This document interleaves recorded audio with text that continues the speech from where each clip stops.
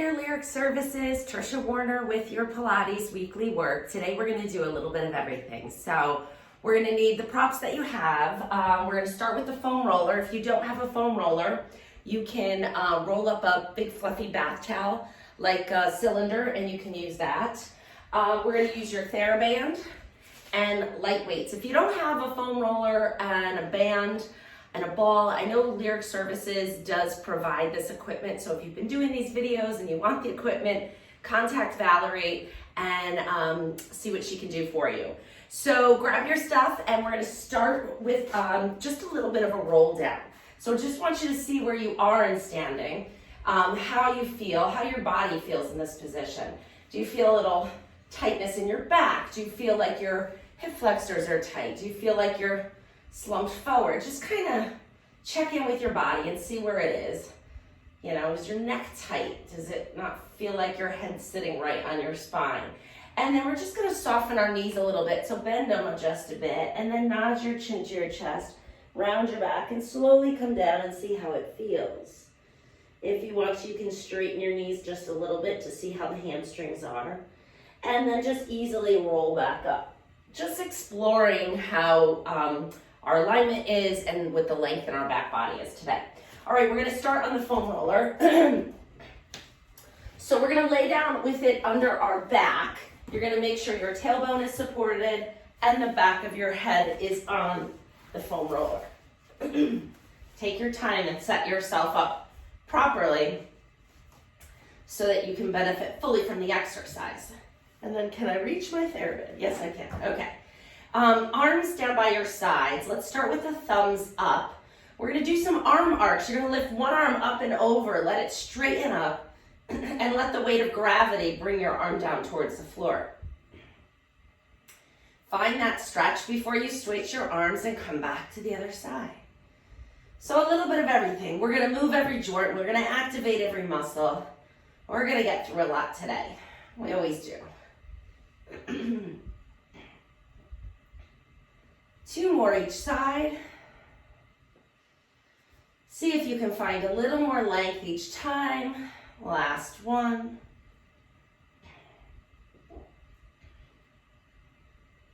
Good. Now you're going to grab your band, and we're going to hold it a little wider than shoulder width apart. If you want to wrap it around your hands just so that you're not gripping so tightly, you can do that. And then all we're going to do is set our shoulder blades away from our ears. So make sure we have a nice long neck.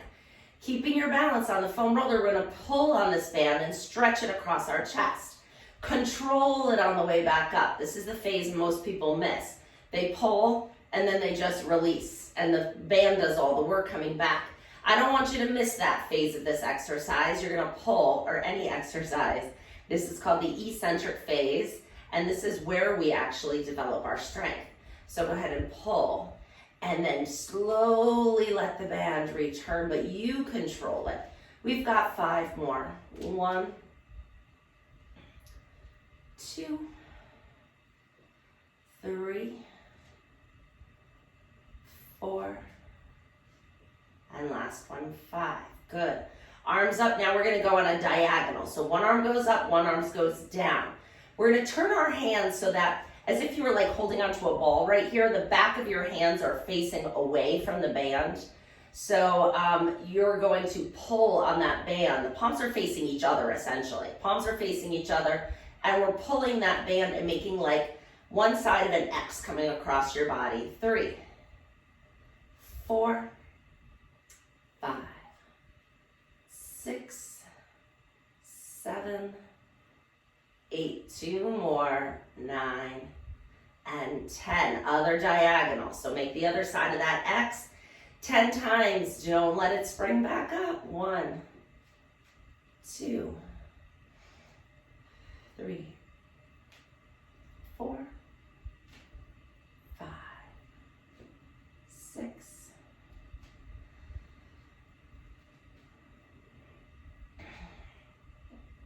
last one. Excellent. You can let go of your band. We're going to move into our back here a little bit. We're going to inhale as we find a little arch in our back. Exhale as you bring your low back down towards the foam roller. So we're rocking the pelvis forward and rocking the pelvis backwards. Just finding nice little mobility in that lowest part of our spine here.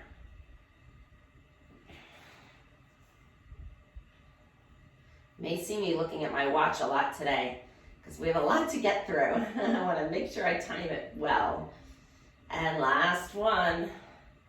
Good, awesome. All right, now we're gonna come out into a chest opening stretch.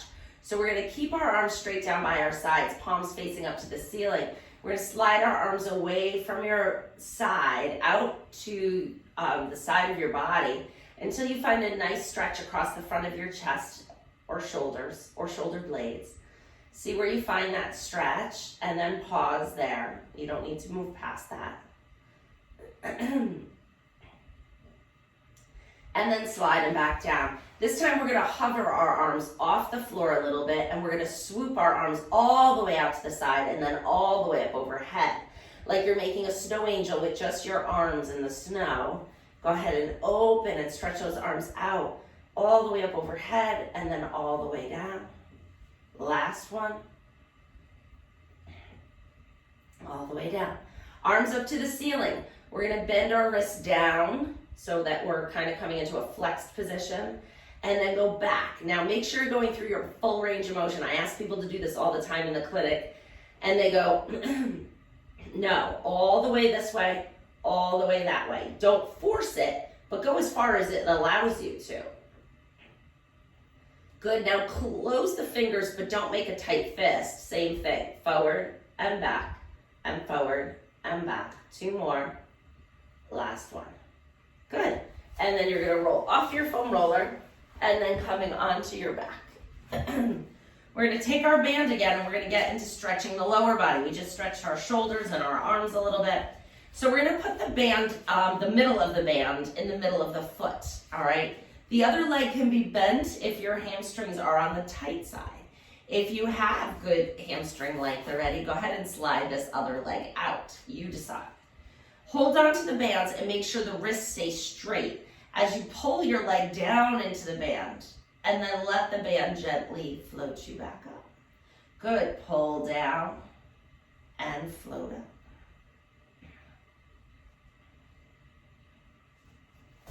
I gotta move away. I'm gonna hit my toe. And 4, 5, 6, and last one. Make sure you let it come up to the point where you feel it. And you may feel it more than just in the hamstring. I feel this a lot in my calf today, probably because I went skiing for the first time in a long time on Saturday. Now we're gonna turn that foot out. So you're gonna twist it out so the toes are going to the side a little bit. And we're gonna let the band assist us with lowering our leg out to the side, but not just to the side, also towards your head, while keeping the other hip on the mat. It was popping up, wasn't it? Yeah, that's easily what can happen. So control this leg, find that stretch, and pause. Good, now you use the band to help your leg come up to the center. Good, now we're gonna twist our leg the other way. We're gonna turn it inwards, like pigeon-toed. So your toes are leading the motion. You're gonna keep that hip down as you float the leg across your body. Find a nice stretch down the outside of your leg. Holy cow, do I feel this one. You may too if your IT band is tight or just kind of this whole fascial line gets tight. Good, bring it back up to the ceiling. You can take the band off and then if you need to, hold the leg up with your hands. If you don't use it. We're just flexing and pointing. 2, 3, you can easily hold. 5, 6, 7, 8, 9, and 10. Now bend this other knee just a little if you weren't already. And now we're gonna come into some circles here. We're gonna start small and kind of spiral them bigger. So we're gonna start with a little circle and then make the next one a little bigger and a little bigger. Keep going. How perfectly round can you make that circle with the control of those hip muscles? Good, now is your body still? We're only moving the hip. Can you make it a little bigger? And bigger. Let's go one more. Go as big as you can without moving your body. Awesome. Now remember which direction you were going. Come back to the center. We're going to switch direction. Go ahead and start small.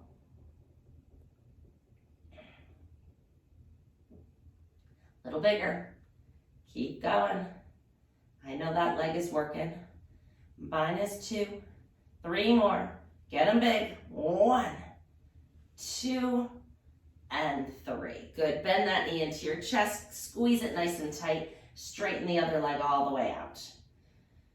Good. Now you're going to grab that knee with your opposite hand. Pull it in a little closer. Find that stretch.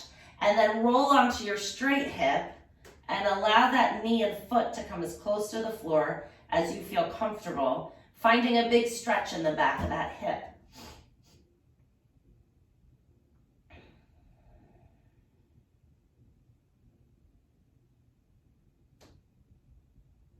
And then come back to your back. Take the foot down, and we're going to switch to the other side.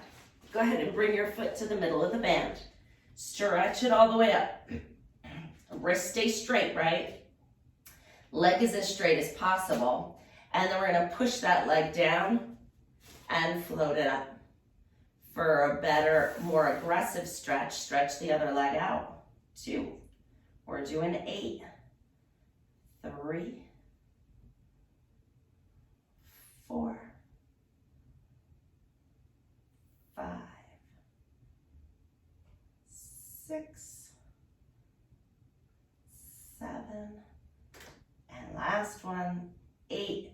Pause at the top. Turn the leg outward so that you're walking like a duck, right? Turned out.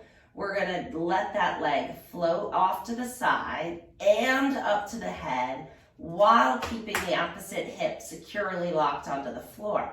Find that stretch and take a couple breaths.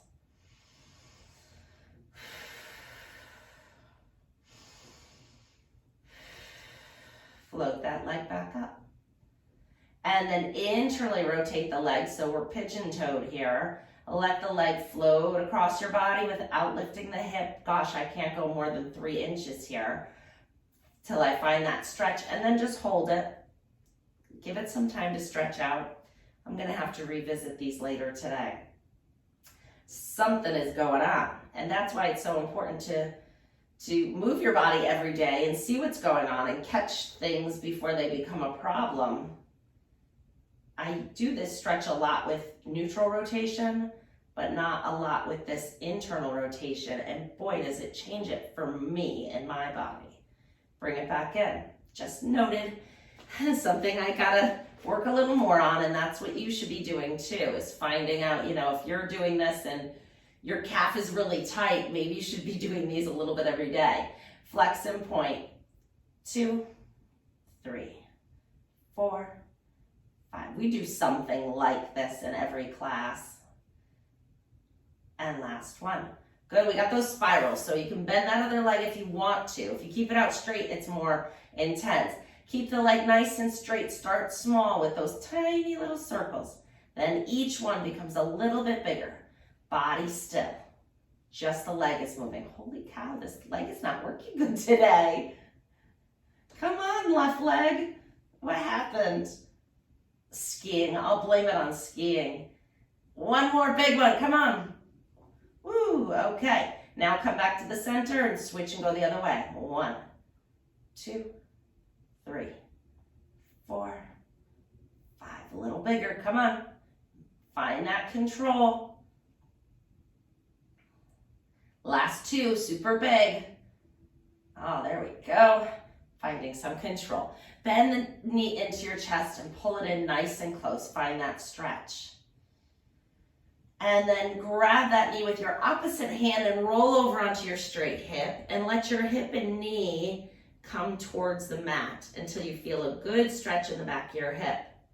Pause here and breathe. Let the weight of your leg relax a little bit. You're going to feel a big stretch, and that's okay. You don't have to push it with your hand, but just let gravity do its thing. Great. Come back to your back. Take that foot down. Bend both knees up. Coming into chest lift here. Hands behind your head. Nice long neck. Inhale to prepare. Exhale as you lift your head and your shoulders, gazing over your knees. Inhale, come back down. Exhale, chest lift, 2. Getting that rectus abdominis on, 3, 4. Obliques are next, 5, 6, 7, 8, 9, and 10. Okay, now the obliques. We're gonna do crisscross. We're gonna do it slower than we've done it in the past. So we're gonna lift our head and shoulders and hold that chest lift. Bring one knee up to your chest. The other leg is going out on the diagonal, about the same height as that bent knee. Then with your head and shoulders lifted, we're turning our upper body to face that bent knee. Pull those abs in, lift those shoulder blades up, and then slowly turn and go to the other side. Oh gosh, those obliques are really firing. Switch back to the first side and switch again. Exhale as you switch. 3 and 3. Really turn that upper body towards the knee. 4, we're doing 6, 5,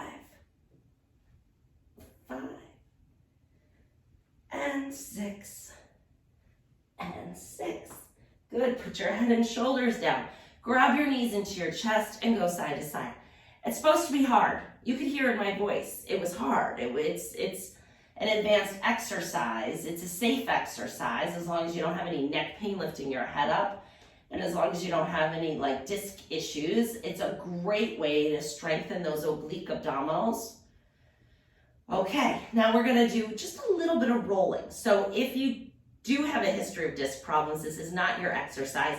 Just turn onto your side, push yourself up and come up. That's the safest way to do it. But if your spine is healthy and you want to do a little rolling like a ball, we're going to grab the tops of our shins, create a little space between your thighs and your stomach, and then we're just going to lift the head and shoulders and find a little momentum to roll up. And once you get all the way up, see if you can balance on that sacrum. I'm going to show you again. Find a little bit of balance here and pause. Good, pull those tummy muscles in. Good, set the feet down. So if you just came up to sitting, we're here. We're gonna use this band again. So bring it around your feet. This one is also contraindicated if you have any disc issues in your low back. You would know if you heard the words L4, L5, disc herniation, something like along those lines. Skip this and do something else that I've done with you in the past that you like. All right, we're gonna sit up nice and tall. Then we're gonna tuck our tailbone and find that roundness in our lower back. With the band around the bottoms of both feet, you're gonna pull with your arms and float the feet up, okay? You may need to choke up on it a little bit more for a little more support. Find enough support so you can come to this position. And then see if you can lessen the support just a little bit and maintain it. And then we're gonna press our feet out. Pull the belly button away from your thighs first. Pull it in. Woo! Now straighten those legs out. 1, and pull them in. 2, this is a teaser. 3, 4, 5. Let's do one more. And 6. Good. Put the feet down. And let's take the band off for a moment. We're going to come into quadruped. So let's spin around, coming onto all fours. All right, and we're going to do a little flexion extension of the spine here. You can keep your feet flat on the floor or tucked under. It's up to you. I'm going to tuck under because I get a nice stretch in the bottom of my foot, and I need that for my plantar fasciitis. That's getting much better, but this is a nice stretch for it. We're going to exhale as you tuck your tailbone round your back, coming into like a flexed position. Then you're going to inhale, come to a flat back. Pass that flat back, find an extension in the spine. Exhale, round again. Inhale, arch. Exhale, round. Inhale, arch. Exhale, round. Last one. And then we're going to work that hip extension. Are you ready? All right, let's do this. Find that nice flat back, nice long neck. Arms are strong underneath you. Extend one leg out behind you. You're on the ball of your foot. Now pull that tummy away from the floor. Find a little work here and pull the belly button away from the floor. Now keeping that leg straight behind you, you're gonna lift that leg up to about hip high, definitely not above that. I don't want the motion coming from your back, it's coming right from your hip. And that's why we're working the abdominals to pull them away from the floor, is to keep your back still and isolate the movement to the hip, which activates the glute. 5 more. 1, 2, 3. The other hip's working too, I know. It is supposed to. 5, hold it there. Bend the knee in 1, 2, 3, 4, 5. 5 more. 6, 7, 8, 9, and 10. Put the knee down. Untuck the toes. Sit the hips back. Straightening out the arms, lowering your chest as far as you can towards the floor. Find a little stretch here.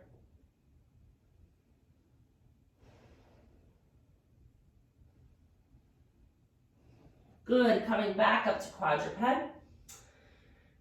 Nice strong support here. The other leg is going to extend out behind you on the ball of your foot. Pull the tummy away from the floor. Keep that back still. Leg is straight and strong. Lift it up off the floor. 1, 2, 3, 4, 5, 6, 7, 8, 9. Hold it up. 10. Bend the knee in. 1, 2, 3, 4, 5, 6, 7, 8, 9, and 10. Put the leg down, untuck the toes, sit all the way back to child's pose. And breathe. Great, now that we worked those muscles so hard, we're gonna give them a little stretch. Go ahead and tuck the toes under, lift the hips up, straightening the knees, moving into an inverted V position. Allow your heels to move as close to the floor as you feel comfortable. Straightening the legs as much as you feel comfortable, but really sending that tailbone up to the ceiling. And then return back to all fours. We're gonna do that 2 more times. I know this is a lot of weight bearing on your arms. That's part of the benefit, is that you're getting your arms nice and strong by supporting the weight of your body on them. You're not just getting your muscles strong, you're getting your bones really strong. Good, and then come back down. Perfect, come to crisscross applesauce sitting. All right, if you can't sit in this position, you can certainly sit on your foam roller. This is a nice height to kind of lift your hips up and allow you to sit on the floor. This is a great modification for just being able to sit on the floor. A lot of people don't have the hip mobility and the hamstring length to get to sitting on the floor. This is a good stepping stone towards that goal. I had a preschool teacher come in with, some orthopedic issues. And she was saying how much her back hurt sitting on the floor with the kids. I had her buy a couple of yoga blocks and sit on those. And what a difference that made for her. She could get on the floor instead of sitting in a chair but be comfortable, right? So we gotta work at our comfort level. So even yoga blocks are really great. And it's healthy to sit on the floor. It's really important to maintain the hip motion you have. And by doing it a little bit in a more comfortable position, you may be able to then progress. I had her on 2 yoga blocks stacked up. She had a little pelvis. When that got easy, she could go down to 1 yoga block, and then maybe if she wanted to, she could go back down to the floor. Not that it's necessary, but if she wanted to. Arms out to the side, sitting nice and tall. We're gonna inhale up and over to one side, and then back up. And then we're gonna do the same thing to the other side. Good, and come back up. Great, so we're just getting some nice side body work here.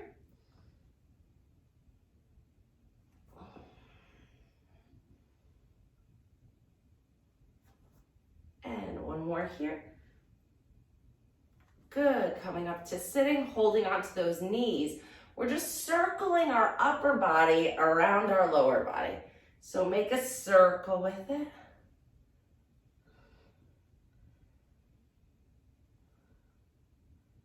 Last one.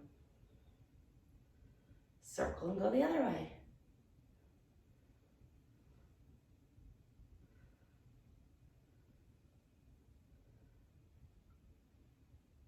Awesome. We're going to come into standing. So you can do that any way you want.